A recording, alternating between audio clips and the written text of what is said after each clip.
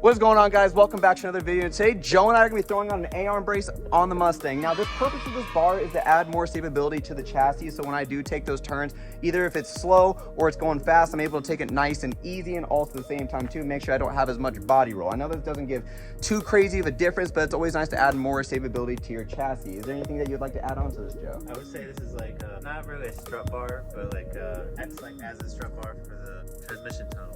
Yeah, exactly that. So I'm probably missing a lot of information as well, but I ended up getting this bar because I think it was like $50 online, and it honestly was a very cheap option. Just give your chassis a little bit more stability.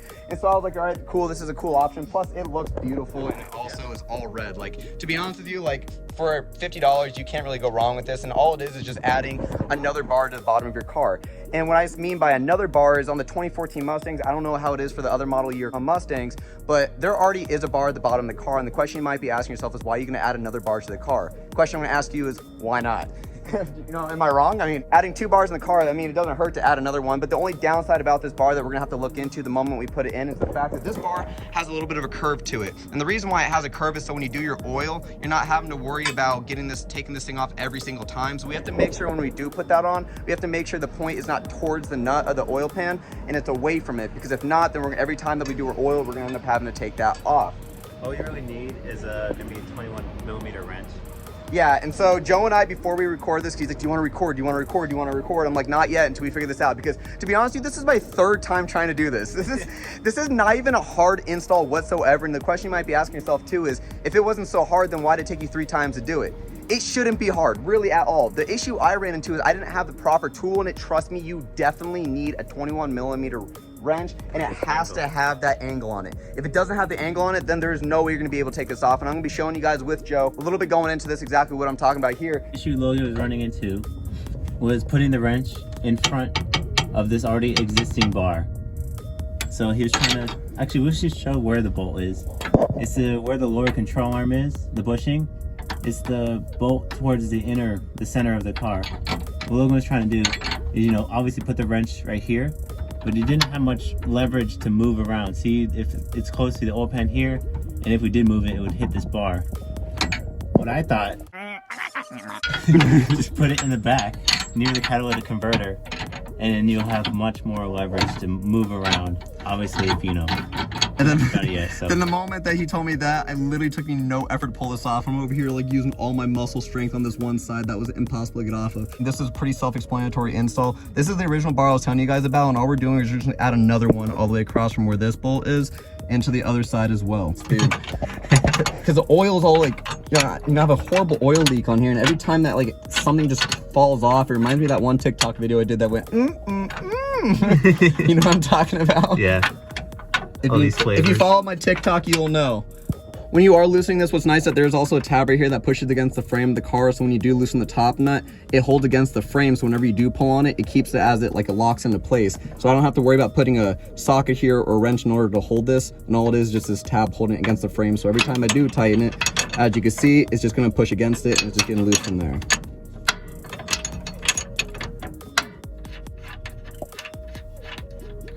Can you come off? Jesus. Oh. Does it look like? It looks like an L, like my name, loser. And then it comes with this right here, another nut. That's fat as shit, and it looks like it has Loctite on it, which is a good thing, because I wouldn't want that coming loose. It crawled out of a dumpster. Like, look at her hair right now. Like, you know, I'd probably dirt all across my back, leaves. You're doing the same mistake again. Oh, man.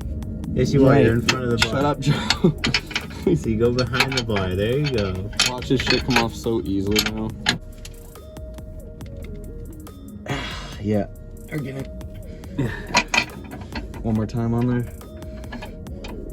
Am I even on there? Yep. One more time! Absolutely. Oh.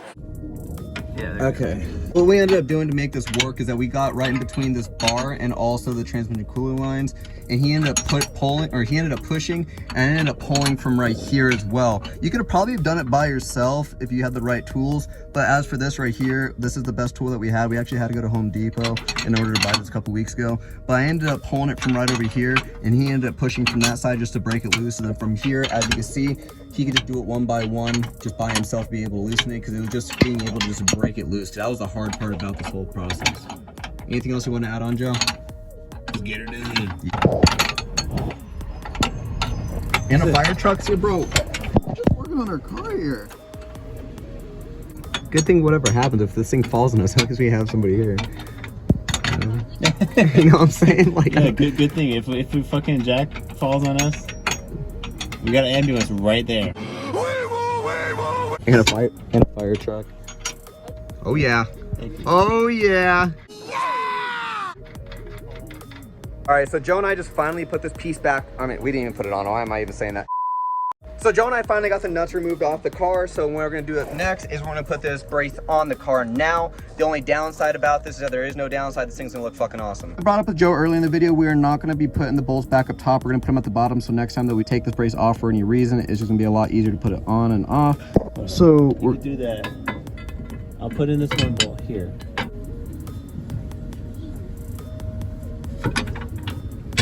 Alright. Oh, sorry. No, you're okay. It's just only in my face. I do. Actually, you're also going to need as well is a 21mm socket, and the reason why we need that is because in order to be able to flip those nuts that I was telling you guys about earlier, we're going to need to be able to tighten it from the bottom because the wrench that we did have previously is not going to work because the frame is blocking it. So other than that, we're going to go under there, tighten it up, and the whole thing should be done. This whole process should only take you about 15 to 30 minutes. I think the hardest part about this is probably just taking off those nuts and being able to figure out where to put the wrench. Because taking off those nuts are pretty tight on there, and it kind of made it a little bit difficult. But other than that, though, it is a pretty self-explanatory job that you could definitely do in the driveway.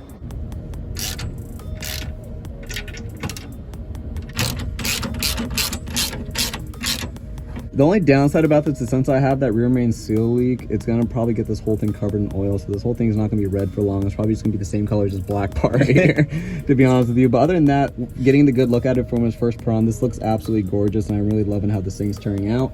And this thing was honestly pretty easy to put on compared to the other things we've done in the past. It just took some time to get those nuts off. Yeah, I think the main issue here is just trying to get the nuts off, getting the right angle with the wrench. But other than that,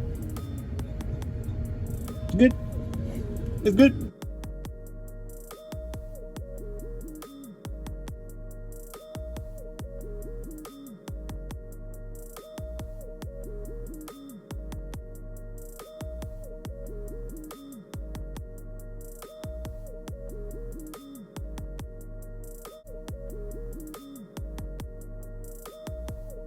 All right, guys, that's gonna wrap it up for today's video. Joe and I are not gonna go on a test drive with this because it's really purposeless to even give you guys a test drive, because what are you guys gonna see? Our reaction of smiling, oh, I really feel a difference. Like, no.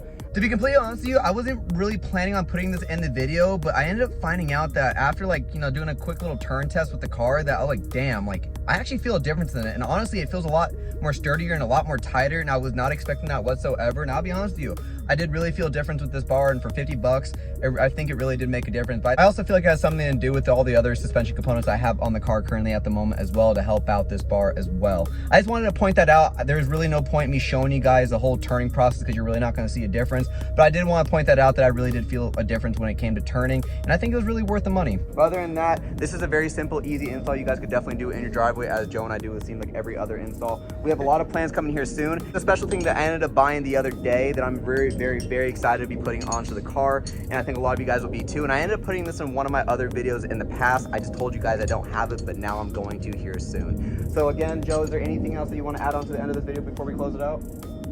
That's all right. Good. Have a good rest of your day. I'm kidding.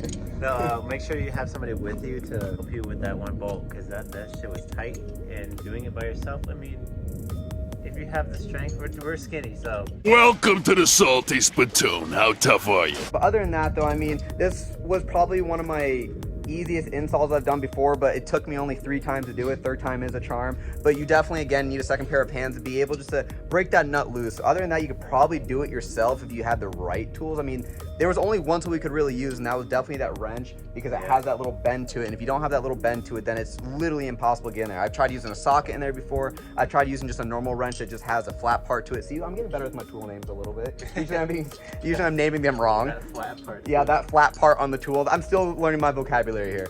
But other than that, though, I mean, you definitely need to use that tool, and it'd probably been maybe easier if you had a smaller one, wouldn't you think? So you can be able to get in there a little bit easier. But you won't have the leverage you have. Yeah, less leverage, but you'll have a lot more room to play with. So other than that, I mean, that was pretty much the install here. So then again, thank you guys all so much for watching today's video. Please catch on to the next videos. We've got plenty more coming here soon. And we're probably going to have a transmission video here coming here soon with Joe. I mean, I don't know exactly when it's going to be, but we're planning on putting a manual transmission in this 1989 240 SX hatchback. So that's going to be really fun to do.